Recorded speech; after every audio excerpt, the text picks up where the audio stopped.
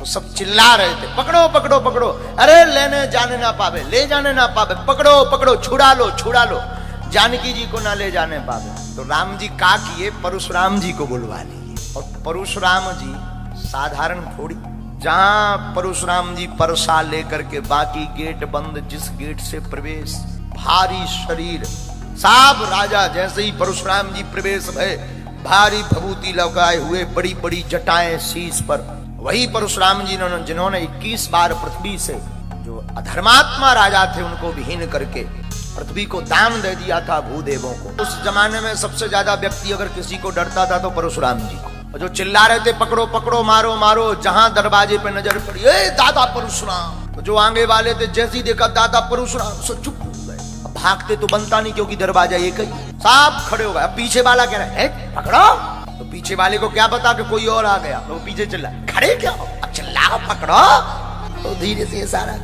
दादा परशुराम, सबकी नजर गई जब, हार दादा परशुराम दादा परशुराम। जाते तो बनता नहीं, भागते बनता नहीं, क्या किया जाए, सबके दिमाग खराब।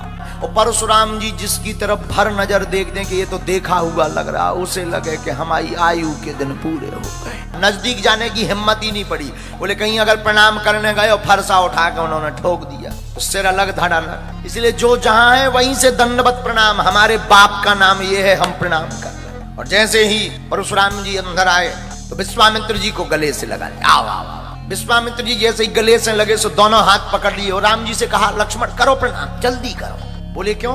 बोले अगर प्रणाम करें और किसी ने कह दिया कि यही है, यही ने धनुष तोड़ा, तो फरसा उठ जाए फिर बचाएगा। जैसे ही प्रणाम किए तो तुरंत परिचय दे दिया, पूछा है ही नहीं परशुराम जी ने। राम जी ने प्रणाम किया, तुरंत विश्वामित्र जी ने परिचय दिया, ये दोनों जो है राम लक्ष्मण दशरथ जी के पुत्र हैं। बस हो गया काम, अब जाओ पीछे हो जाओ। राम को देख करके तो हाँ अच्छा लगा परशुराम जी को। अब जनक जी की तरफ देखा परशुराम जी ने, ए राजा जनक बताओ ये सब राजा किस कारण से आए हुए हैं, इतनी भीड़ क्यों लगी है? जनक जी ने प्रणाम किया, हाथ जोड़कर कहा महाराज बस बेटी का विवाह था। बेटी का विवाह, इतना शोर क्यों? कुछ नहीं। लेकिन तब तक कुछ जनक जी कह पाते, तब तक परशुराम जी की दृष्टि गई कहां? भूमि पर धनुष को देखा, दोनों खंड डले हुए थे। धनुष को टूटा हुआ देख करके क्रोध में आकर के कठोर वचन में परशुराम जी, ए जनक सावधान, ये बताओ ये धनुष किसने तोड़ा है? अब जनक जी नाम तो ले नहीं सका, अगर नाम ले कि इन्होंने तोड़ा तो अभी बिटिया की शादी की बरमाला डरी। भैया इतने डर गए कि उत्तर आ ही नहीं रहा मुख। और परशुराम जी लाल परसा ले, सावधान, किसने धनुष तोड़ा उसको बाहर करो, अगर तुमने बाहर नहीं किया तो सब राजाओं को मार दिया जाएगा, एक राजा नहीं बचेगा। अब राजा सब और डराने लगे, कंपन वाइब्रेशन शुरू होगा बॉडी में, सब राजन को बोले ले हो जैसे तैसे। अब बची सोचे भाई साहब आ गए। अब राजा आपस में बात करें, हमने पहले ही कही थी भग चलो, अब तुम ही नहीं गए, देखो भी आ गए, बेकार सब राजा मारे जाए। दूसरे बोले चुप रहा, दादा परशुराम है, ज्यादा बोलो ही मत। सब बड़ी चिंता में कि अब क्या होगा क्या होगा क्या होगा। जानकी जी डरी हुई, तो राम जी ने सोचा सब डर गए हैं, जरा मलहम लगा दी जाए। तो हाथ जोड़ करके राम जी बोले इस धनुष को तोड़ने वाला आपका ही कोई दास होगा। तो परशुराम जी बोले सुनो राम, सेवक वही है जो सेवा करे, धनुष तोड़ने वाला हमारा दास नहीं हो सकता, वो हमारा दुश्मन है।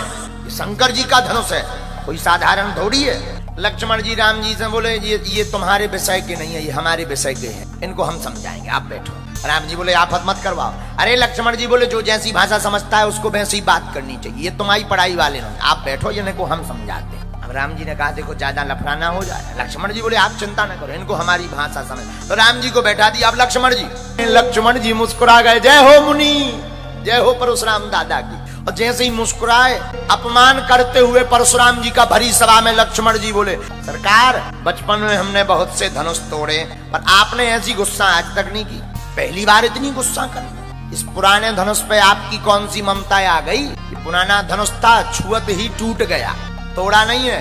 लक्ष्मण जी की बातें सुनकर परशुराम जी का पारा और गर्म हो गया। लक्ष्मण जी ने हाथ जोड़ के पूछा अच्छा जो बताओ धनुष तुम्हारा है? परशुराम जी बोले नहीं, शंकर जी का। अच्छा तो शंकर जी ने तुम्हें दिया? नहीं। किसको दिया? जनक जी को। जनक जी ने तोड़वा लिया, तुम क्यों टूटे जा रहे? लक्ष्मण जी की इतनी बातें सुनकर के क्रोध में भर गए।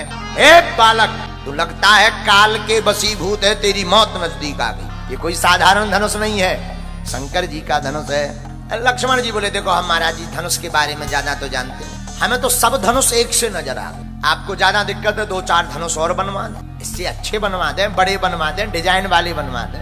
परशुराम जी ने परसा उठाया, अब नहीं तुझे कोई बचाएगा।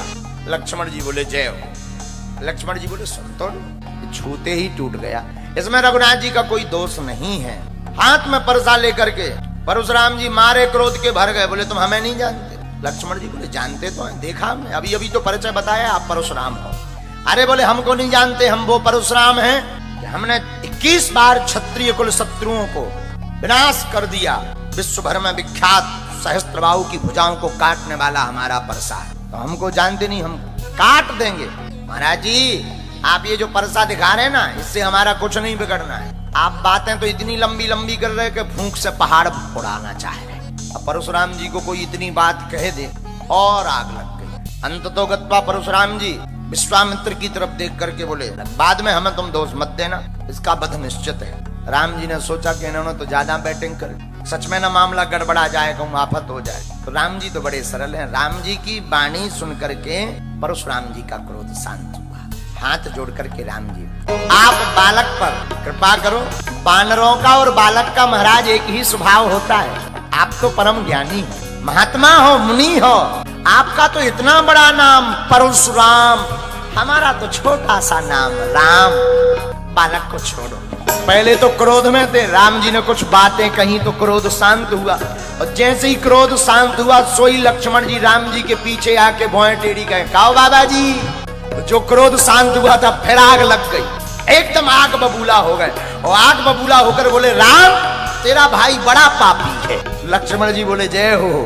लक्ष्मण जी कहते महाराज आप बड़े परुषा वाले हैं, लेकिन महाराज हम सच बतावें आपका परुषा हमें कुल्हाड़ी नजर आ रही छोटी सी। परशुराम जी बोले तुमने परसा का चमत्कार नहीं देखा, कईयों को मार दिया। लक्ष्मण जी बोले अभी बताओ तब देखें तब माने। परशुराम जी बोले हाँ भाई राम अब तुम एक तरफ हो, इसको करो आगे। राम जी बोले बालक है, आप बालक पर कृपा करो, हम पर भी कृपा करो। सबको डर है मिथिला वासियों को कि राम जी तो बड़े सहज है पर छोटे वाले बड़े खोटे हैं। राम जी बार बार मुस्कुरा करके जब हाथ जोड़ते हैं परशुराम जी का क्रोध शांत हो जाता है।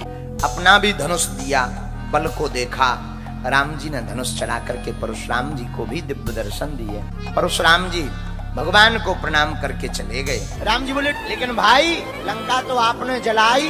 हनुमान जी बोले हमने नहीं जलाई। बोले किसने जलाई? बोले उसमें बहुत से लोग हैं। बोले कौन कौन? बोले पहला दोष उसको ठहराया जाए जिसने त्रिजटा को सपना दिया। राम जी बोले आपकी नजर में किसने दिया होगा? हनुमान जी हाथ जोड़कर बोले आपके अलावा कौन दे सकता है? राम जी बोले हम क्यों देंगे?